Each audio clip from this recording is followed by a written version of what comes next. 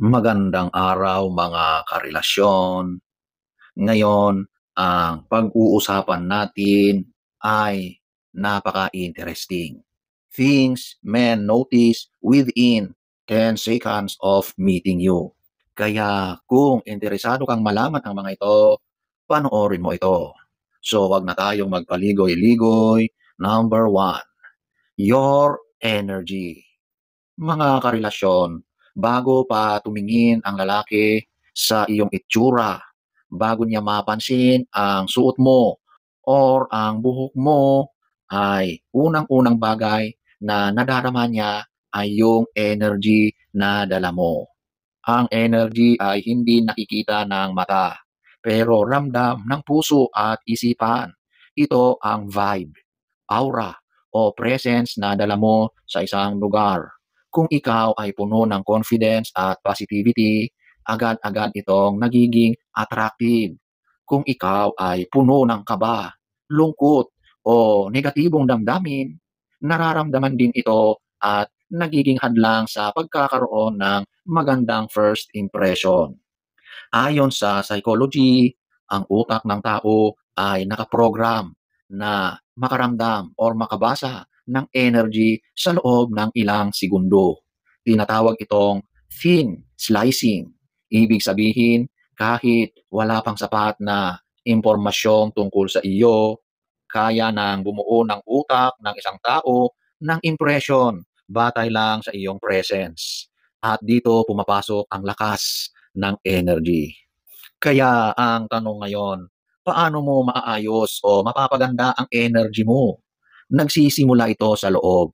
Kung paano mo tinitignan ang sarili mo, kung paano ka nagmamahal sa sarili mo, at kung gaano ka ka-aware sa iyong emotional state, ang energy ay reflection ng iyong self-worth at mindset.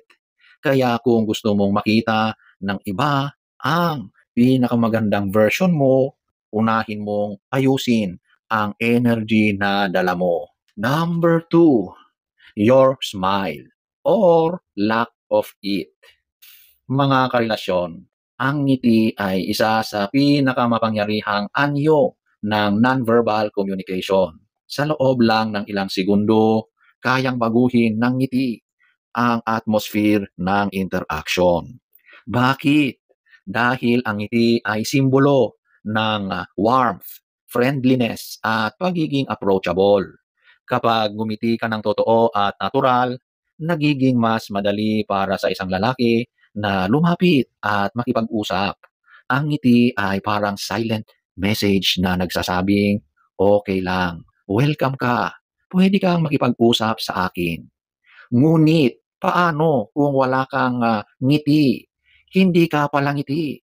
Hindi ibig sabihin na masama ka o hindi ka marunong makipagkapwa.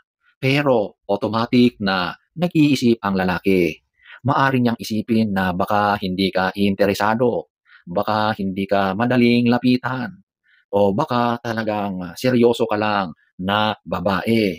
Subconsciously, nakakaapekto ito sa kaniyang desisyon kung lalapit ba siya o hindi.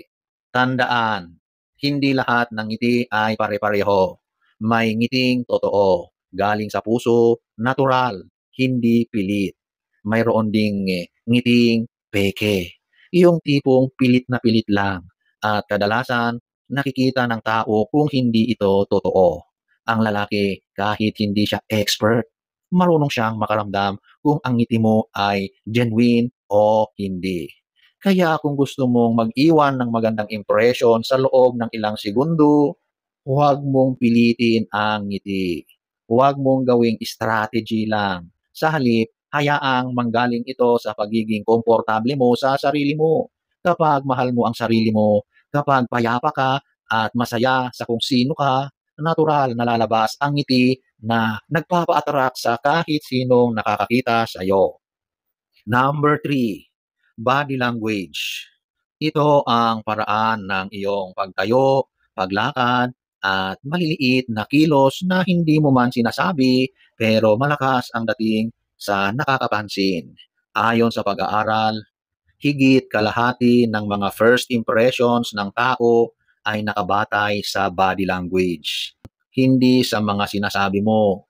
Kaya bago pa man kayo mag-usap, nababasa na ng lalaki kung paano mo dinadala ang sarili mo. Kung ikaw ay nakatayo ng tuwid at may kumpiyansa, nagpapakita ito ng self-assurance. Kung ikaw naman ay laging nakayuko o tila laging kinakabahan, nakikita rin iyon at nagiging tanda na baka hindi ka komportable sa sarili mo. Kaya importante na maging conscious ka sa iyong body language. Hindi para pilitin itong maging perpekto, kundi para siguraduhin na aligned ito sa totoong nararamdaman mo. Ang natural na kumpiyansa ay hindi kailanman nagmumula sa peke o pilit na kilos. Nagmumula ito sa pagiging komportable mo sa kung sino ka at kung anong kaya mong i-offer sa mundo. Sa loob ng ilang segundo, ang lalaki ay nagiging observant at bagamat hindi niya sinasadya, ang kanyang utak ay naghahanap ng mga signal. Open ba siya? Approachable ba siya? Interested ba siyang makilala? At lahat ng sagot dito, madalas ay nakikita sa body language mo. Number 4, your eyes. Maraming nagsasabi na the eyes are the windows to the soul. At totoo ito, lalo na sa unang pagkikita. Ang kontak ng mata ay may kapangyarihang magpabago ng emosyon at pananaw ng tao sa loob ng napakaikling panahon. Kapag nagtagpo ang mata ninyo ng isang lalaki, may tatlong posibleng epekto. Maari itong makabawas ng kanyang confidence. Maari itong magbigay ng curiosity o maari itong tuluyang makahila sa kanya na mas makilala ka pa. Ayon sa psychology, ang simpleng eye contact ng dalawang tao ay nakakapag-activate ng bonding hormones gaya ng oxytocin. Ibig sabihin, kahit wala pang sinasabi, nagsisimula na ang koneksyon. Kahit ilang segundo lang ng warm, soft eye contact ay sapat na para makabuo ng impression na hindi agad-agad mawawala. Tandaan, may pagkakaiba ang titig na natural at ang titig na intimidating. Kung sobra kang makatitig, maaring isipin ng lalaki na masyado kang agresibo or mabilis. Kung iwas ka naman ng iwas, baka isipin niyang hindi ka interesado o masyado kang mahiyain. Kaya ang pinakamaganda ay ang balanced eye contact.